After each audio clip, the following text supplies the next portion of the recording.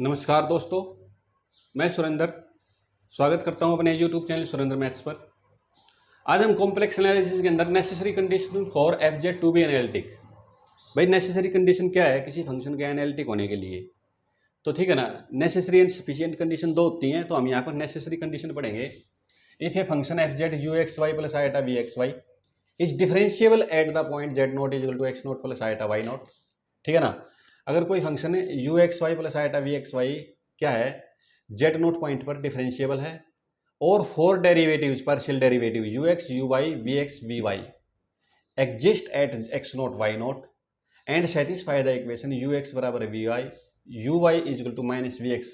ठीक है ना, तो इस तरह का फंक्शन क्या कहेंगे हम, एनालिटिक। अगर कोई फंक्शन एनालिटिक है तो ये फोर पार्शियल डेरिवेटिव एग्जिस्ट करेंगे।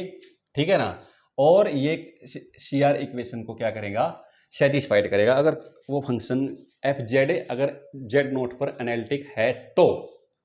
ठीक है जी, उल्टा कोई जरूरी नहीं है, कन्वर्स कोई ट्रू जरूरी नहीं है कि भाई ये पार्शियल डेरिवेटिव चारों एग्जिस्ट भी करते हो और ये सीआर इक्वेशन सेटिस्फाइड करती हो, यानी कोशी-रीमान इक्वेशन बोलते हैं, कोशी-रीमान इक्वेशन सेटिस्फाई करती हो, तो कुछ जरूरी नहीं है। अगर ये कंडीशन सेटिस्फाई करती हो तो जेड नोट पर फंक्शन क्या आ जाए, एनालिटिक है। हाँ, ये पक्की बात है, अगर एफ जेड जेड नोट के ऊपर एनालिटिक है तो ये चारों डेरिवेटिव एग्जिस्ट करेंगे पार्शियल डेरिवेटिव, और ये कोशी-रीमान इक्वेशन को क्या करेंगे, सेटिस्फाई करेंगे। ठीक है ना, सफिशिएंट कंडीशन पढ़ेंगे तो इनमें और कुछ कंडीशन लगेगी, तब जाके क्या बनेगी, हमारी सफिशिएंट कंडीशन आएगी।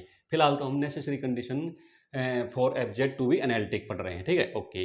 तो क्या ले लेते हैं, लेट द फंक्शन डब्ल्यू equal to f z be analytic. मान लिया एनालिटिक है, ठीक है ना, तो एनालिटिक है, इसका मतलब f dash z exist uniquely at every point of that region. भाई फंक्शन एनालिटिक है तो क्या है, उसकी नेबरहुड में एफ डैश जेड क्या करेगा, एग्जिस्ट करेगा, किसी भी पॉइंट पर लेते हैं। ठीक है, let delta u delta v and delta z be the increment in u v z. भाई यू का इंक्रीमेंट क्या है, डेल्टा यू, वी का इंक्रीमेंट क्या है, डेल्टा वी, जेड का इंक्रीमेंट क्या है, delta z, corresponding to the increment delta x delta y in x and y respectively. भाई एक्स का इंक्रीमेंट क्या है, डेल्टा एक्स, वाई का इंक्रीमेंट क्या है, डेल्टा वाई। ठीक है ना, जैसे आप ये फंक्शन लिखते हो ना भाई यू एक्स वाई, तो x प्लस में डेल्टा एक्स वाई प्लस में डेल्टा वाई लिखोगे तो इसको क्या लिखोगे यहाँ पे, इसको ऐसे लिख सकते हो u प्लस में डेल्टा u।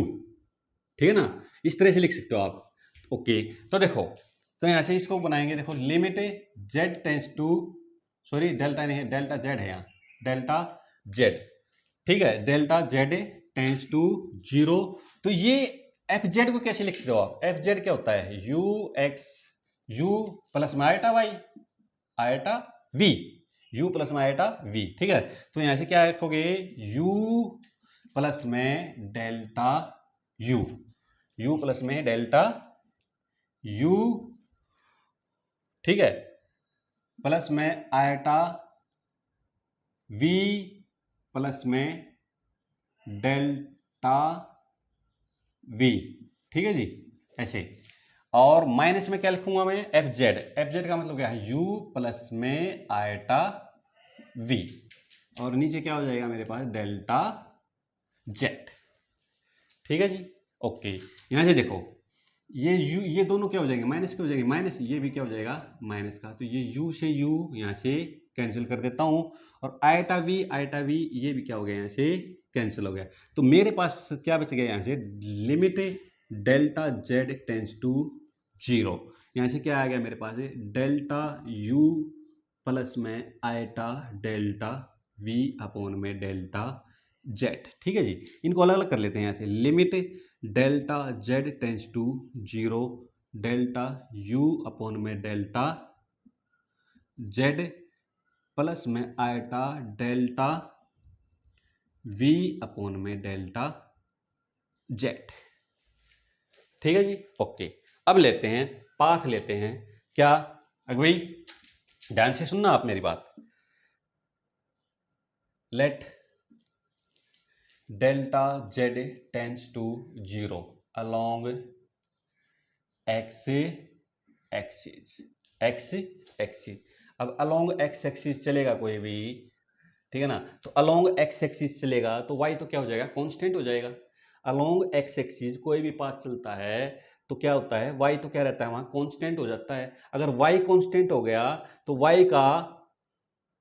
y का जो इंक्रीमेंट होगा, y का जो इंक्रीमेंट होगा वो भी क्या हो जाएगा, जीरो हो जाएगा। y का इंक्रीमेंट भी है वो क्या हो जाएगा, जीरो हो जाएगा। समझ में आ रही है बात है। अगर delta Z tends to zero along x axis जा रहा है तो यहाँ पर y तो क्या हो जाएगा, कांस्टेंट हो जाएगा। अगर y कांस्टेंट हो जाएगा तो इसका मतलब y के अंदर जो इंक्रीमेंट है वो जीरो है, तो डेल्टा y क्या हो गया, यहाँ से जीरो हो गया। और डेल्टा जेड को मैं कैसे लिख सकता हूँ, डेल्टा जेड का मतलब होता है डेल्टा एक्स प्लस में डेल्टा वाई, क्योंकि डेल्टा जेड किसके कोरस्पोंडिंग इंक्रीमेंट है, डेल्टा एक्स और डेल्टा वाई के। ठीक है ना। तो यहाँ delta z along tends to zero along x axis जा रहा है, तो यहाँ से डेल्टा एक्स तो क्या हो जाएगा, सॉरी वाई तो कांस्टेंट हो जाएगा, डेल्टा वाई जीरो हो गया। तो इस केस में delta z is equal to क्या हो गया, डेल्टा एक्स हो गया। तो यहां से मैं क्या पुट कर सकता हूं, अगर भाई limit delta Z tends to zero, delta Z tends to, अब delta Z tends to zero हो गया तो डेल्टा जेड बराबर है डेल्टा एक्स हो गया। तो delta Z tends to zero का मतलब क्या हो गया, delta x tends to zero. तो यहां से मैं क्या कर सकता हूं, delta x tends to zero delta u upon में डेल्टा एक्स प्लस में आयटा डेल्टा वी अपॉन में डेल्टा एक्स। अब ये किसकी डेफिनेशन है, ये तो हम प्लस टू में पढ़ते थे। अगर यहाँ delta x tends to zero, y क्या है, कांस्टेंट है, वाई कांस्टेंट है, तो इसका मतलब ये करली वी अपॉन में करली एक्स की डेफिनेशन बन गई। ये किसकी डेफिनेशन बन गई, वहाँ d y upon d x की डेफिनेशन बनती थी। ठीक है ना, क्योंकि वहाँ सिंगल वेरिएबल होता था, तो एक ही वेरिएबल होता था, एक ही वेरिएबल वेरी करता था। लेकिन यहाँ पे दो वेरिएबल है, एक वेरिएबल वेरी कर रहा है और एक क्या है, वाई कांस्टेंट है। तो ये किसकी डेफिनेशन बन गई, ये बन गई यहाँ से करली यू अपॉन में करली एक्स प्लस में आयटा करली वी अपॉन में करली एक्स इक्वल टू क्या आ गया, ये एफ डैश जेड नोट आ गया, एफ डैश जेड नोट। तो यहाँ से हमारे पास एक इक्वेशन आ गई, इसको मैं साइड में लिख लेता हूँ, f dash z not equal to क्या आ गया मेरे पास, इसको ले लेते हैं करली यू अपॉन में करली एक्स प्लस में आयटा करली वी अपॉन में करली एक्स। ठीक है, अब सेकंड निकालेंगे, वेरी सिंपल, कुछ नहीं है। अब देखो यहीं पे आते हैं, इसको मैं मिटा देता हूं यहां से। ठीक है, तो देखो अब क्या करते हैं, यहां से let delta Z tends to along y axis, along y axis. अगर मैं अलोंग वाई एक्सिस करूंगा, अलोंग वाई एक्सिस करूंगा तो देखो वाई तो वेरी करेगा, वाई तो क्या करेगा, वेरी करेगा, लेकिन एक्स क्या हो जाएगा, यहाँ पर कांस्टेंट हो जाएगा। क्या हो जाएगा, कांस्टेंट। अगर y को, अगर x कांस्टेंट हो जाएगा, ठीक है ना, x कांस्टेंट हो गया तो इसका मतलब डेल्टा x भी क्या हो गया, जीरो हो गया। भाई x अगर कांस्टेंट है तो उसके अंदर जो इंक्रीमेंट है वो भी क्या हो जाएगा, जीरो, उसमें कुछ ऐड होगा ही नहीं, कांस्टेंट के अंदर ऐड थोड़ी होता है कुछ भी। ठीक है ना, तो डेल्टा एक्स क्या हो गया, ऐसे जीरो हो गया।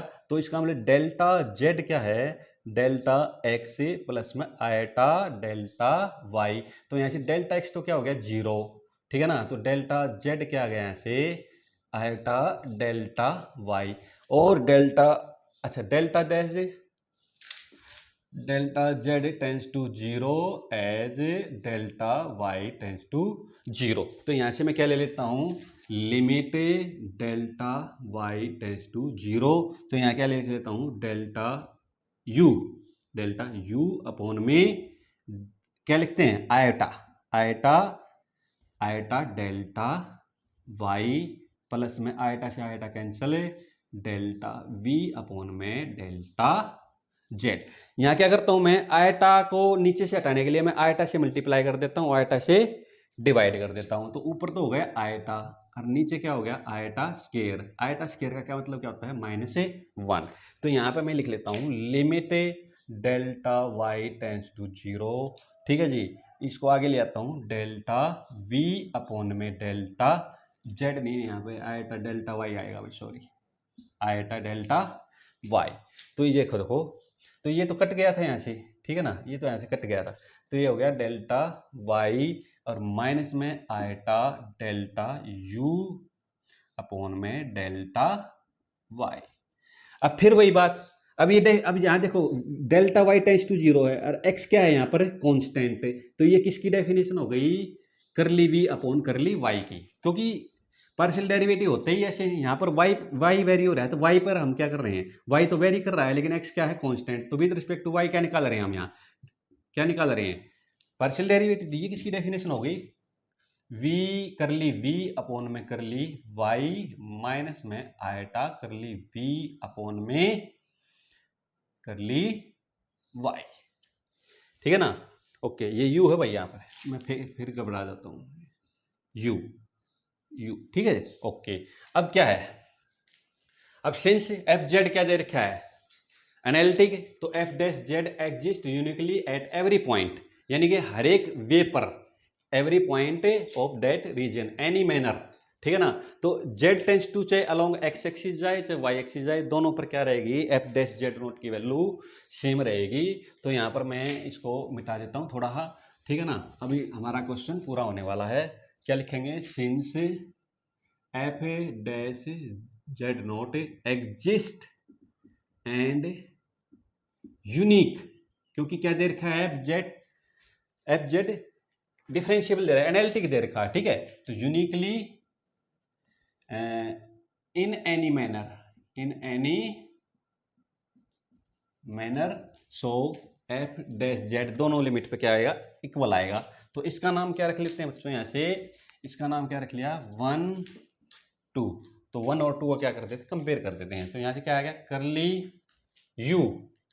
करली यू अपॉन में करली एक्स प्लस में आयटा करली वी अपॉन में करली एक्स इज इक्वल टू करली वी अपॉन में करली वाई माइनस में आयटा करली यू अपॉन में करली वाई।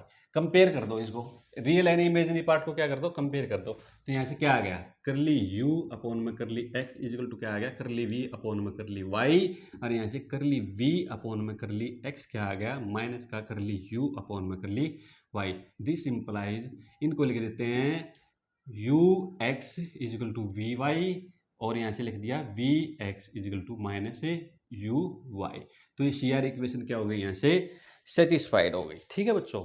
आई होप आपको necessary condition for f z to be analytic बिल्कुल क्लियर हो गई। दोनों थ्योरम करा दी मैंने, दोनों में से आप कोई भी कर सकते हो, दोनों सेम चीज़ है, ठीक है। अगर आपको मेरी वीडियो पसंद आए तो प्लीज़ इस वीडियो को लाइक कर देना, शेयर कर देना और चैनल को सब्सक्राइब भी कर देना।